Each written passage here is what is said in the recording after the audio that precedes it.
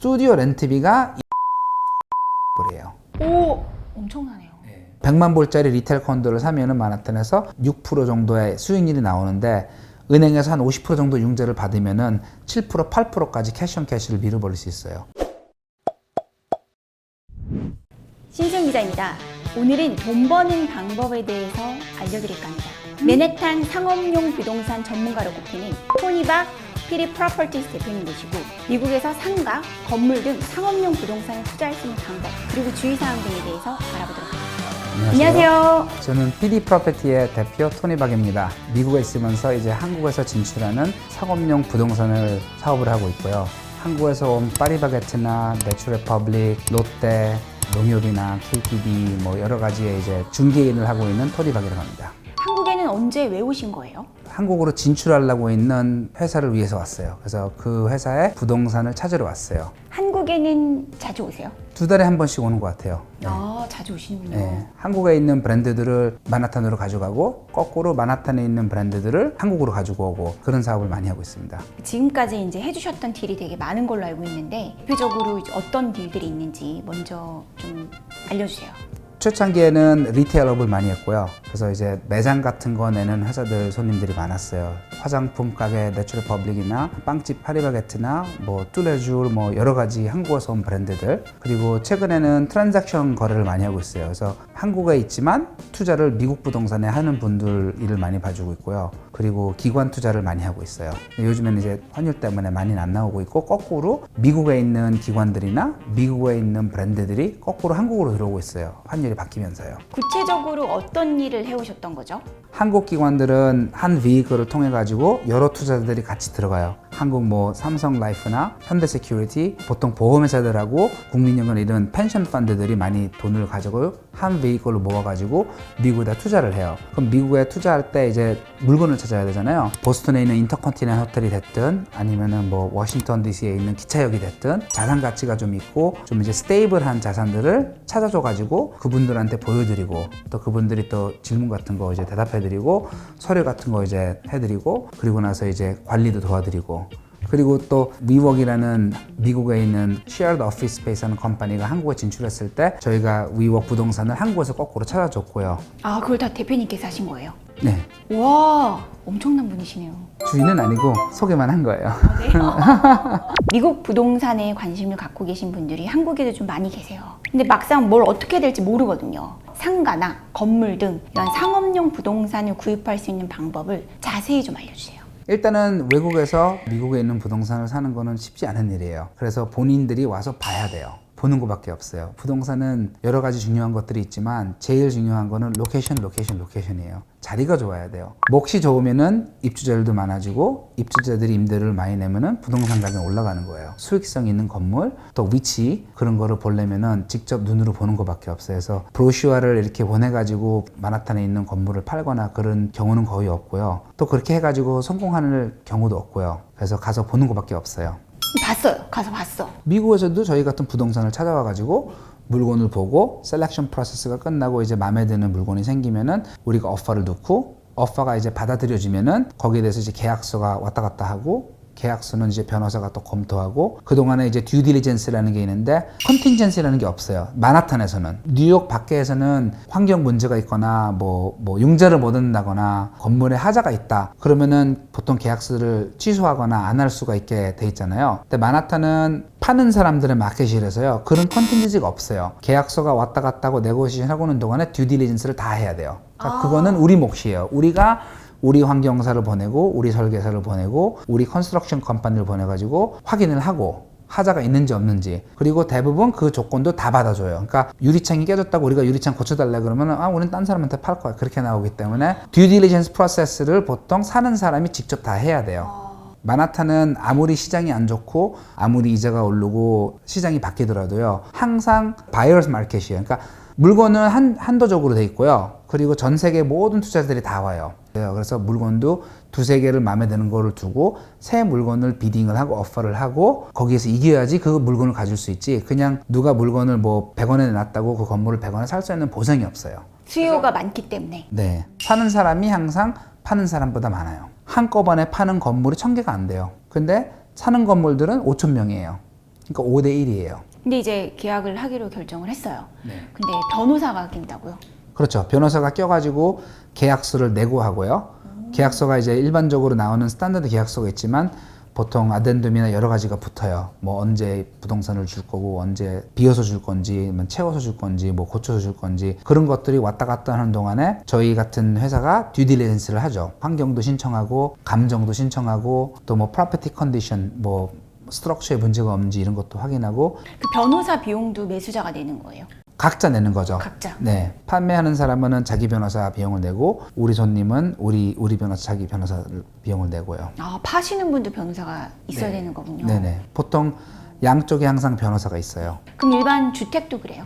네, 주택도 그래요. 주류도 바이어 변호사 따로 있고 셀러 변호사 따로 있고 보통 은행 변호사도 따로 있어요. 자, 한국에는 부동산을 사고 팔면은 등기등본 이렇게 등록하는 나라에서 해주는 시스템이 있잖아요. 미국에서는 그렇게 안 돼 있고 제3자 보험회사가 보험을 들어줘요. 이 프로퍼티에 대한 라이어빌리티를 보험회사가 인슈런스 비용을 받고 해주는 거예요. 그래서 나중에 뭐 타이틀에 문제가 있거나 누가 뭐 이 건물 내 건데 뭐 사고가 났거나 그랬을 때 보험회사가 책임지는 거예요. 아, 그 보험료는 일시불. 일시불이에요. 예, 예. 그래서 보통 집이든 건물을 살 때 최고로 많이 나가는 비용이 타이틀 보험이에요. 그게 얼마 정도예요? 물론 딜의 규모에 따라 다를 것 같긴 하지만. 그렇죠. 집 같은 거는 뭐 몇천 불 안 하는데요. 500억, 1000억 정도 되는 건물들은 타이틀 보험 비용만 한 2, 3억씩 해요. 되게 비싸네요. 네네, 되게 비싸요. 근데 보험 가입을 안 하면 거래가 성사가 안 돼요? 성사될 수 있지만 타이틀에 대한 리스크가 있는 거예요. 그 타이틀에 대한 리스크가 있기 때문에 타이틀 보험은 안 들면은 은행이 융자를 안 해줘요. 사고가 생기면 은행이 다 책임져야 되는데 은행은 타이틀 컴퍼니에 기대는 거죠.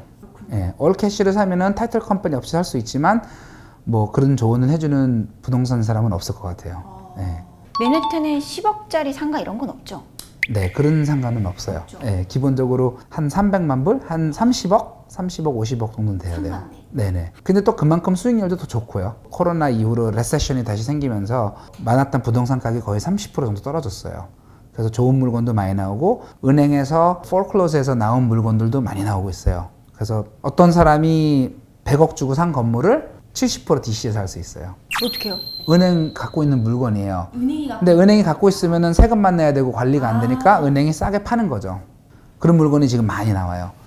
그래서 우리는 그쪽으로 집중하고 있어요. 맨해튼에 있는 이제 30억짜리 상가면 그나마 제일 싼 편. 네네네. 제일 싼 편이죠. 네네네. 그런 상가는 1년에 네. 그 임대 수익을 어느 정도 올릴 수가 있어요?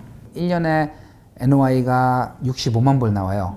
그러니까 세금 낼 거 다 내고 보험 내고 비용 다 내고 그리고 앞으로 이제 레세션이 오면서 제가 예측하기에는 한 1년 동안은 그런 물건들이 더 많이 나올 거예요. 왜냐하면 은행들이 건물주인들을 포클로즈를 못하게 돼 있었어요. 그러니까 직접 주인이 열쇠를 안 주면은 은행이 차업 들어갈 수 없는 그런 상황이었는데 그것도 법들이 한 3개월 전에 다 풀렸어요. 그러니까 지금 다 소송하면서 그게 법원에 몇천 케이스가 올라가 있어요. 많이 밀려 있죠. 그러니까 그것들이 이제 다 포클로즈가 끝나고 나면은 시장에 다 우르르 나올 거예요. 그렇기 때문에 앞으로 1년에서 1년 반 동안은 뉴욕에 투자하기 너무 좋은 시기입니다. 우리 30억 케이스. 네. 그 상가 같은 경우는 그럼 세금은 어느 정도 내요? 구입할 때는 그 트랜스퍼 텍스만 내요. 보통 매매 가격의 한 3% 정도 돼요. 연간 내는 세금은? 세금이 한 12만 불 정도 돼요. 봐가지고 우리 건물에 들어가는 임대료랑 또 투자되어 있는 비용들이나 리솔드 임프루먼트 그런 걸 계산해가지고 변호사 통해서 또 클레임을 걸 수가 있어요. 그럼 이제 변호사 사가지고 클레임하고 하면은 한 1년 반 정도 있으면 내려가요 또. 1층에 있는 특정 A라는 딱 그 구역만 예를 들어 매입을 하고 싶다. 100만 불짜리 리테일 콘도를 사면은 마나탄에서 요즘에 한 6% 정도의 수익률이 나오는데 은행에서 한 50% 정도 융자를 받으면은 7%, 8%까지 캐시온캐시를 밀어버릴 수 있어요. 근데 임대 수익률이 그렇게 높아요? 원래는 4%였어요.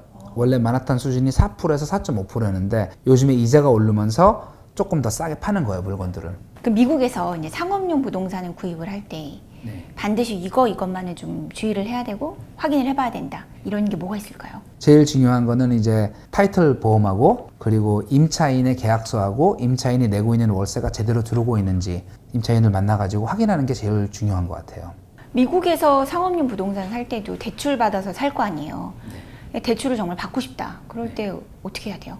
제일 중요한 거는 한 군데 은행에서만 의존하는 게 아니라 한 두세 군데 쇼핑을 해가지고 뭐 이자도 잘 받고 더 확실히 해줄 수 있는 걸 확인하는 게 좋아요. 미국에 있는 한국은행이나 미국은행이든 융자를 진행하다가 중간에서 멈추는 경우가 많아요. 그래서 백업 플랜이 항상 있어야 돼요. 특히 외국인일수록 외국인 융자는 쉽지가 않아요. 외국계 은행하고 한국계 은행하고 같이 쇼핑하는 게 중요한 것 같아요. 주거용 부동산도 잠깐 여쭤볼게요. 미국에는 정말 전세가 없어요? 네, 미국에는 전세가 없습니다. 정말 없군요. 네, 저도 솔직히 전세가 뭔지 잘 몰라요. 아, 네. 아, 네. 대부분 이제 자기 집을 소유한 게 아니라 월세에 많이 살죠. 맞습니다. 부자들도 월세 사는 사람들 많아요. 집을 소유하는 게 중요하지 않다고 생각하는 사람이 생각보다 많아요. 진짜 비싼 그 월세를 내면서 사는 사람들 많아요. 한 달에 뭐 10만 불? 1억? 뉴욕 이제 부동산 전문가시니까 네. 요즘에 뉴욕 주거용 기준 시세가 어느 정도인지 좀 궁금해요. 예를 들어 뭐 방 2개, 화장실 하나다. 그 한 달에 월세가 얼마 정도인지. 미타운 디스트릭 같은 데는 렌트비가 한 달에 7, 8천 불 정도 됩니다. 57가나 플라자 디스트릭, 타임스퀘어 조금 더 가까운 동네로 올라가 버리면은 12,000불, 13,000불도 해요. 네. 물론 이런 아파트들은 모든 부대 시설이 다 있어요. 가면은 뭐 수영장도 있고 스팀 사우나도 있고 라비에서 누가 가면은 짐도 들어주고 차 주차도 해주고 뭐 3베드룸, 4베드룸은 3, 4만 불짜리 많아요. 우와, 한 달에? 한 달에. 네. 스튜디오도 좀 어느 정도 깨끗한 건물이고 사람이 앞에 있으면요. 스튜디오 렌트비가 2,500불에서 3,500불이에요. 미국 근데 뉴욕 부동산을 소유하신 분들 중에 유대인이 되게 많다고 들었어요. 네, 큰 부동산들은 대부분 유태인들이 갖고 있습니다. 그러니까 옛날에 유태인들이 그 가르멧으로 돈을 많이 벌었어요. 그 옷으로요. 근데 가르멧 디스트릭에 있는 건물들이 옛날에 창고도 하고 매니팩처링도 하고 shipping도 하니까 건물 플롭이 되게 크고 탄탄해요. 그래서 그런 건물들이 나중에 사무실로 컨버전 되고 많이 그렇게 됐거든요. 그래서 옛날에 자기네들이 장사하거나 비즈니스 하던 건물들이 값어치가 뻥뻥뻥 올라가가지고 그렇게 된 거죠.